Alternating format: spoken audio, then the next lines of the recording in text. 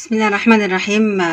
النهارده وصفتنا هتكون معجنات محشيه كده، تبقى للفطار للولاد وهم رايحين المدرسه لاي حاجه، يعني هتنفعنا، يعني تبقى حلوه قوي. قبل ما نقول الوصفه والمقادير لازم نذكر ربنا سبحانه وتعالى عشان يرضى علينا في الدنيا وفي الاخره ان شاء الله. اهرب حيث شئت لكن لا تنسى ان الى ربك الرجعى، واعمل ما شئت فهناك كتاب لا يغادر صغيرة ولا كبيرة إلا أحصاها. اليوم يقبل منك مثقال ذرة، وغدا لن يقبل منك ملء الأرض ذهبا ذهبا ذهب يعني. اللهم اغفر لنا واعف عنا وتجاوز عن سيئاتنا، أنا وانتو أحبابنا وأولادنا إن شاء الله. آمين آمين آمين. وصلى الله وسلم على سيدنا محمد وعلى اله وصحبه اجمعين. الوصفه بسيطه جدا ومكوناتها بسيطه جدا. هنحتاج، انا في شويه خميره وقعوا مني في الدقيق. هنحتاج معلقه خميره كبيره، وذره ملح، وذره سكر، ومعلقه لبن بودره، ده لو انت عايزه يعني. وهقلب المكونات كلها على بعض، وبعد كده هحط ميه دافيه وهعجنها كويس جدا. دي العجينة بعد ما خمرت، هبتدي بقى اكورها واحشيها. انا عملت الحشوة لحمة مفرومة بالطماطم والبصلة والتوابل طبعا زي ما انت عايزة، التوابل اللي انت بتحبيها. وكمان جبنة بيضة بالزيتون بفلفل رومي، عايزة تحطي فلفل حراق اي حاجة تحطيها. ودي جبنة كريمي بالقشطة حلوة جدا رائعة، هبقى اخد منها حتة كده واحطها على الجبنة دي. عايزة تحطي اي بقى حشوات تانية انت دي بتاعتك، ممكن تحطي اي حاجة، ممكن تحطي فراخ، ممكن تحطي اي حاجة. هبتدي دلوقتي بالجبنه البيضاء، حطيت عليها حته كريمه بالقشطه. بصوا هبتدي بعمل كده، هاخد بقى حته كده الكوره حسب ما انت عايزه، اي حجم انت عايزاه. انا هاخدها كده بحجم العين الجمل، وحطيت حته قشطه هنا. هقلبها بقى على بعض كده. هخلص الاول الجبنه البيضاء وبعدين اخش على الكريمه اللي هو الجبنه الكريمي بالقشطه، بعد كده اخش على اللحمه المفرومه. بعدين بعملها كده، بكورها كده، او ممكن تفرديها كده بالنشابه. يا راحت فين النشابه؟ المهم هبقى اجيبها وافردها بيها. بصوا كده اهي،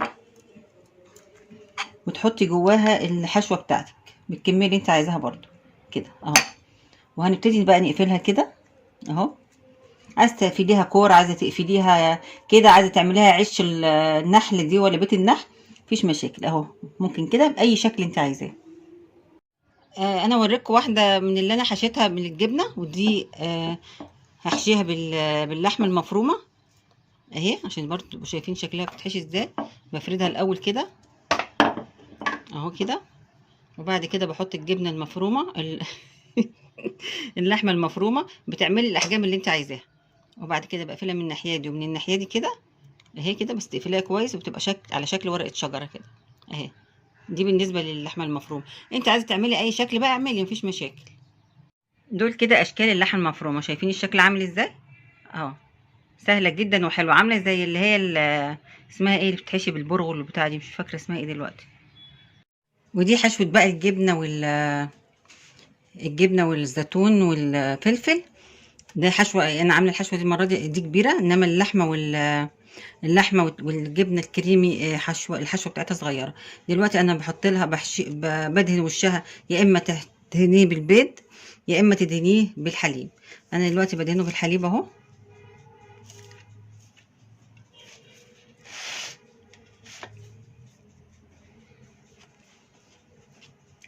اهو خلصها بقى كده. وزي ما انت عايزه بقى، عايزه تحطي على وشها سمسم، عايزه تحطي حبه البركه، عايزه تحطي زعتر، ده اللي يريحك. انا هحط سمسم وحبه البركه عشان انا بحب حبه البركه جدا اهو كده، طعم حلو قوي. وانا مسخنه الفرن طبعا، وهدخلها في الفرن على درجه حراره عاليه، هي والصينيه التانية. هي خرجت من الفرن، اول ما تخرج من الفرن هديها بخه كده، وهغطيها على طول عشان البخار بتاعها يساعدها على انها تبقى طريه اكتر. وخلصت المعجنات بتاعتنا. ده بالجبنه والزيتون اهو من جوه. بسم الله الرحمن الرحيم. بصوا اهو، طبعا جميل جدا جدا وطعمه حلو لما تدوق بقى كده. حرام يا جمال. حلو طبعا جدا جدا. وده باللحمه المفرومه. لا ده مش باللحمه المفرومه، ده اللحمه المفرومه اللي هو عامل زي الكوبيبه اللي هو ده.